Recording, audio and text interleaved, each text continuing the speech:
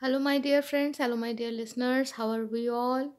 We hope that we are doing our best to serve our duties with utmost honesty and love. And let's proceed further with the journey through the life of our master Sri Ramakrishna Paramahansadev. In the last episode, we came to know how even um, the Almighty has guided, somewhere, somehow guided Sri Ramakrishna Paramahansadev so that he can understand the ethos of Girish Chandra Ghosh, and so that uh, can easily surrender to Ramakrishna Paramahansadev. So let's proceed further.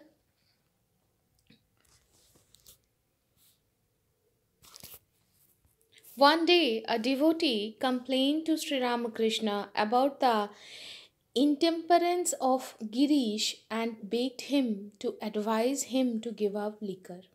Sri Ramakrishna sternly replied, "Why do you trouble your head about him? He who has taken charge of him will look after him. Girish is a devotee of the heroic type. I tell you, drinking will not affect him."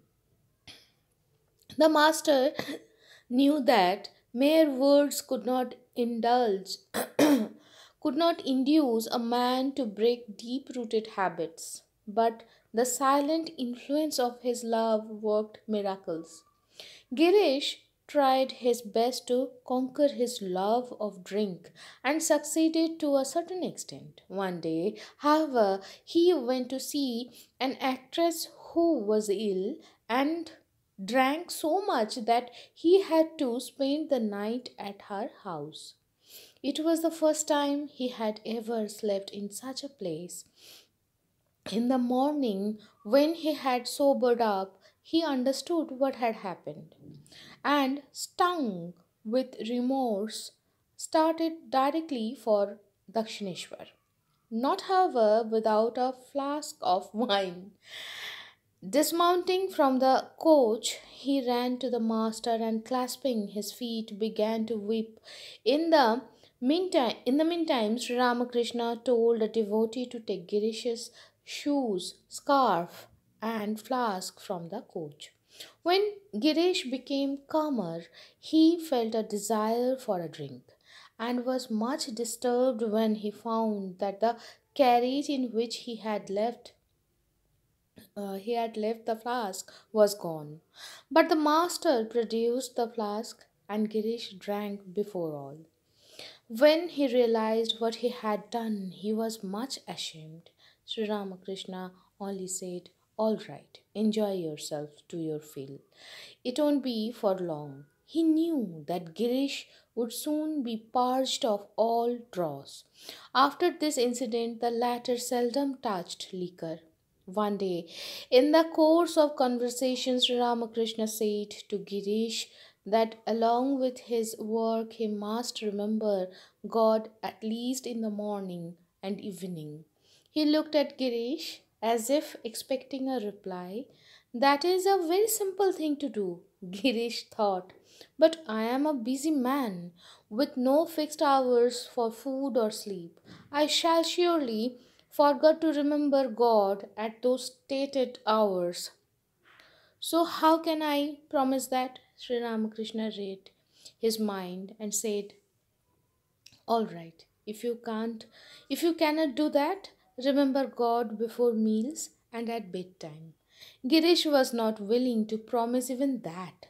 Such was the irregularity of his life. And besides, he was by nature opposed to any hard and fast rule. The slightest restraint was galling to him. Sri Ramakrishna realized his perplexity and said finally, "So you are unwilling to agree to this even? All right, give me your power of attorney.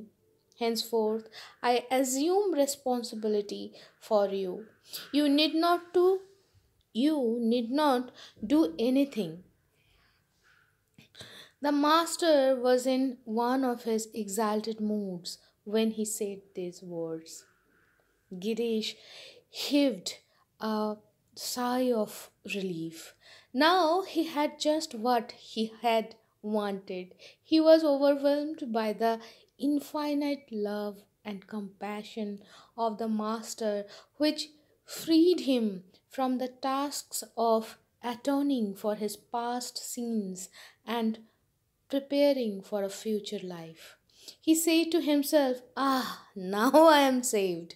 I shall now be free as air, and my bark will be guided to the heaven of peace by his infinite power." He did not sit at first that he did not see at first that he had given up his freedom and made of himself Sri Ramakrishna's captive. The fact that he had to relinquish all personal initiative and submit to the will of the master in everything, was not evident at once. His only thought was that his teacher had taken entire charge of him. Sri Ramakrishna's training of Girish henceforth was in accordance with this new attitude. One day, Girish said about some trifling matter, "Yes, I shall do this." "No, no," corrected the master. "You must not speak in this dogmatic way. Suppose you fail to do it? Say, 'God willing, I shall do it.'" Girish understood. Thenceforth, he tried to give up all idea of personal responsibility and to become a willing instrument of the divine will. Naturally, his mind constantly dwelt on Sri Ramakrishna. This unconscious meditation in time chastened his turbulent spirit. So, my dear friend, today we are stopping here. So, yes, sometimes God Almighty or the universe works in a very different way, in a very divine way with his, her, or its whatever the pronunciation is in its very divine, suspicious way. But yes, whether we are actually surrendering or not, but we are going to do what we are only capable to do, whatever is planned by Almighty, right? Yes, as per with the blessings of our parents, as per the kripa of our Guru, and as per the will of Almighty. We only capable to do that much. So বন্ধুরা, এবার বাংলা অনুবাদ আমরা শুরু করি। অনেকগুলো দিন পরে তোমাদের কাছে ফিরে এসেছি। আজ আমি চলো আমরা ফিরে যাই রামকৃষ্ণদেবের জীবনের মধ্যে দিয়ে আমরা যে বিভিন্ন মণিমাণিক্য, আমাদের পথের দিশা, জীবন চালানোর যে পথের দিশা আমরা খুঁজে পাচ্ছি, সেই যাত্রায় আবার ফিরে যাই। তো আগে যে শেষ পর্ব, তাতে আমরা দেখেছিলাম যে রামকৃষ্ণদেবকেও মা কালী বলো বা পরমেশ্বর বলো বা পরমব্রহ্ম, যে নামেই আমরা চিনি না কেন, তিনিও কখনো কখনো গুরুকেও রাস্তা দেখান, যাতে তার কাছে যে মাটির ঢেলাটা এসেছে, তার পাক, তার পরিচয় যাতে সে ভালোভাবে বুঝতে পারেন। তো যাই হোক, সেই রকম একটা ছোট্ট পথের দিশা যখন তিনি পান, তারপরে তিনি গিরিশচন্দ্র ঘোষকেও সেইভাবেই তিনি তৈরি করতে থাকেন, যাতে কোনো দ্বিধা ছাড়া গিরিশচন্দ্র ঘোষ তার কাছে সমর্পিত হতে পারেন, তার কাছে আত্মসমর্পণ করতে পারেন। তো যাই হোক, আমরা আগে এগোই। তো একটু আগে থেকে পড়ছি। তো এখানে বলছে যে একজন এরকমই তার ভক্ত একদিন তার কাছে বলে যে নালিশ জানায় যে, ঠাকুর, আপনি গিরিশচন্দ্র ঘোষকে বলছেন না কেন যে উনি মদ খাওয়া ছেড়ে দিতে বলছেন না কেন? তো তখন ঠাকুর বলছেন যে, তুমি অত ভাবছো কেন? ওনার উত্তর ছিল যে ও তার দায়িত্ব নিয়েছে সেই দেখে নেবে, তো তোমার অত চিন্তা করে দরকার নেই। আর ও হলো হিরোইক টাইপ, মানে ওর রাজসিক গুণযুক্ত ওর আধার। তো ঠিক আছে। এবং ও যে আহ, উম, যে নেশা করে বা মানে মদ খায়, সেটা ওকে কিন্তু কোনোভাবে প্রভাবিত করতে পারবে না। তো যাই হোক, ঠাকুর তো জানতেন যে শুধুমাত্র ভাষা দিয়ে, মানে শব্দ দিয়ে কখনো কারোর এই ধরনের যে আসক্তি, যেগুলো খুব ডিপ রুটেড, মানে খুব গভীরভাবে যে আসক্তিগুলো থাকে, সেগুলোকে ভাঙা যায় না।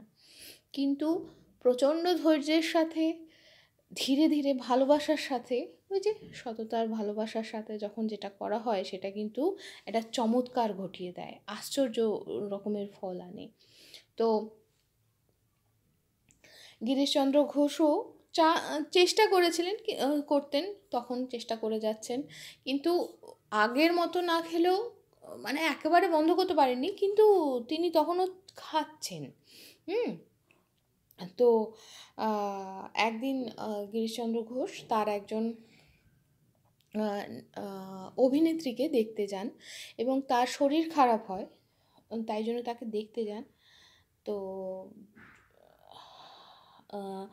সেখানে গিয়ে, যাই হোক, সেখানে গিয়ে তিনি মদ খান, এবং তারপরে তিনি ঘুমিয়ে পড়েন সেখানে, এবং সেটাই প্রথম এরকম অন্য কোথাও তিনি গিয়ে থেকেছেন এবং সেখানে তিনি মদ্যপান করেছেন, মদ খেয়েছেন। তো সেই রকমভাবে তিনি এবার যখন তিনি ঘুম থেকে উঠেছেন পরের দিন, তার খুব মনোবেদনা হয়, আরে এটা আমি কি করলাম, আমি এত মদ খেয়ে ফেললাম, এরকম অনেক কিছু ভেবে অনুশোচনা হয়ে তিনি তো দৌড়েছেন ঠাকুরের কাছে, মানে দক্ষিণেশ্বরে। তো যাই হোক, মানে দক্ষিণেশ্বরে দৌড়েছেন, কিন্তু মদের বোতলটা বলো বা এখানে যেরকমভাবে লেখা রয়েছে যে ফ্লাস্কটা, সেটাকে উনি কিন্তু ছাড়েননি। মানে এখানে ওই একটা আমাদের চলিত রয়েছে না, যাতে মাতাল তালে ঠিক, সে তার নেশার দ্রব্যটি ছাড়েননি। তো যাই হোক, তিনি হাউমাউ করতে করতে পৌঁছেছেন ঠাকুরের কাছে। একজন ভক্ত তাকে ঠাকুরের কাছে নিয়েই গেছেন। তো তখন ঠাকুর তার একটা, মানে ঠাকুরের কাছে পৌঁছেছেন, তো ঠাকুর একজন ভক্তকে বলেছেন যে তুমি গিরিশের জুতো, উত্তরীয়, আর ওটাকে কী বলে, ওই মদের যে বোতল, সেটাকে গাড়ি থেকে নামিয়ে রাখো। তো এবার ঠাকুরের কাছে পৌঁছতে গিরিশচন্দ্র ঘোষ একটু শান্ত হন, এবং শান্ত হতেই তখন তার মন কেমন করছে, একটু খাই একটু খাই, এরকম ব্যাপার।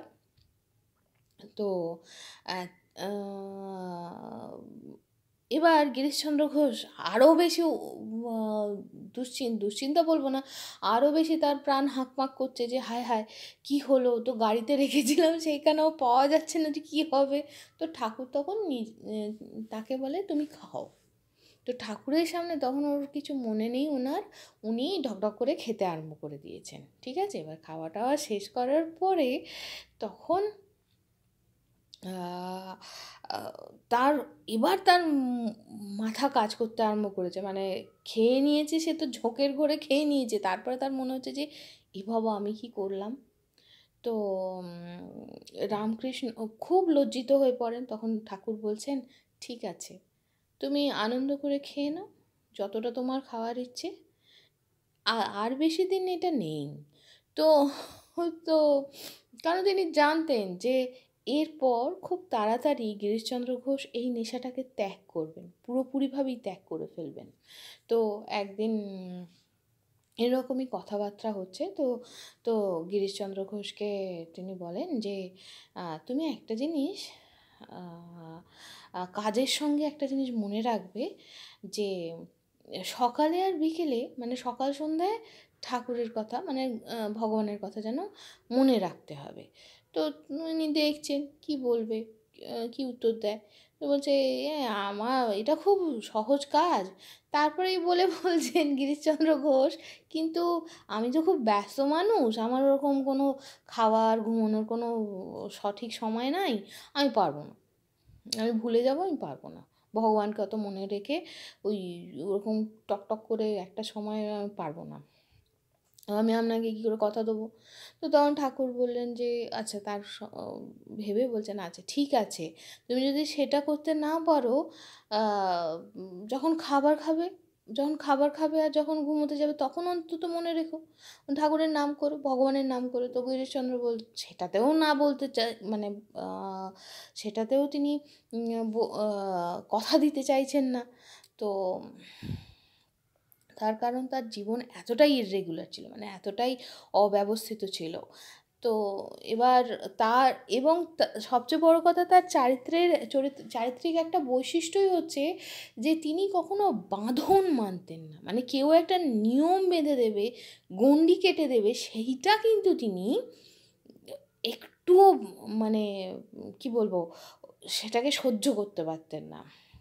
তো যখন রামকৃষ্ণ বুঝতে পেরেছেন তার মনের মধ্যে যে দ্বন্দ্ব চলছে সেটা বুঝতে পেরেছেন, তখন উনি বলছেন যে তুমি এটাও করতে চাইছো না, ঠিক আছে, তাহলে তুমি তোমার বকল মাটা আমায় দিয়ে দাও, মানে পাওয়ার অফ অ্যাটর্নি দিয়ে দাও, তো আমি তোমার হয়ে সমস্ত করে দেবো, তোমাকে কিছু করতে হবে না।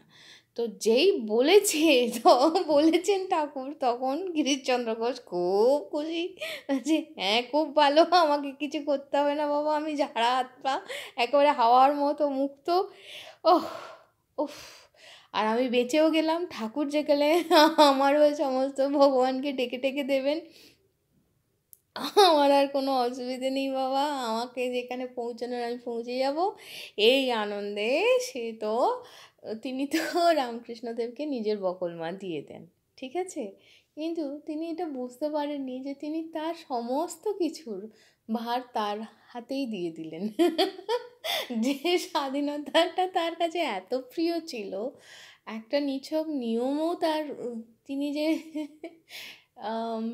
কি বলবো, তিনি যেটা সহ্য করতে পারতেন না, যে আমাকে কেউ গণ্ডিতে বাঁধবে, সেটা একজনের হাতে তিনি ধরা পড়লেন, এবং তাকে তার স্টিয়ারিং হুইল তিনি দিয়ে দিয়েছেন, তাকে তার তার দেহরূপী যন্ত্র বলো, তার জীবনরূপী যন্ত্রের তাকে যন্ত্রী করে দিয়েছেন। তো রামকৃষ্ণদেব গিরিশচন্দ্র ঘোষকে তারপরে তার মতো করে তৈরি করতে আরম্ভ করলেন। এইভাবেই একটা কথা প্রসঙ্গ এখানে বলছে যে এরকমই এটা কোনো কথা হচ্ছে ঠাকুর আর গিরিশচন্দ্র ঘোষের মধ্যে। তো গিরিশচন্দ্র ঘোষ বলছে ঠিক আছে, আমি এটা করব। তখন ঠাকুর বললেন না না, এরমভাবে বলো না, তুমি এরমভাবে বলো, এরমভাবে এত আমি করে বলো না, তুমি যদি বিফল হও, তুমি এরমভাবে বলো ভগবানের ইচ্ছে থাকলে আমি এটা করব, ভগবানের ইচ্ছায় আমি এটা করব। তো গিরিশ বুঝলেন। তারপর থেকে তিনি এই যে পার্সোনাল রেসপন্সিবিলিটি, মানে আমার দায়িত্ব, এই আমিটাকে তিনি ছাড়তে আরম্ভ করার চেষ্টা করেন, এবং তিনি চেষ্টা করেন যে ঠাকুর, মানে যাকে দিয়ে দিয়েছেন, মানে ভগবানের ইচ্ছে আমি করব, যদি তার ইচ্ছে হয় তাহলে হবে। এই জিনিসটা আস্তে আস্তে সেই বলা যেতে পারে যে দোষী একটা ঘোড়া সে শান্ত হলো। তো যাই হোক, সেইভাবেই অজান্তেই তিনি কিন্তু ঠাকুরের কথাই সর্বক্ষণ মনে করতেন, আর এইভাবে মনে করতে করতেই যা হবার তাই হলো। তাহলে বন্ধুরা, আজকে এই অবধি, আবার পরে নতুন পর্ব নিয়ে আমরা জানতে পারবো। তো আজ এই অবধি, সকলে ভালো থেকো, আনন্দে থেকো, আর আমরা যে যেখানেই আছি আপন আপন কর্তব্যগুলোকে ভালোবাসা সততার সাথে সম্পূর্ণ করার আপ্রাণ চেষ্টা চালিয়ে যাব, মা বাবার আশীর্বাদে, গুরুদেবের কৃপায়, আর পরমেশ্বরের ইচ্ছা অনুসারে। তাই তো আজকে শিখলুম, আবার একবার করে মনে করে নিলাম। তাহলে আজ আসি, টাটা।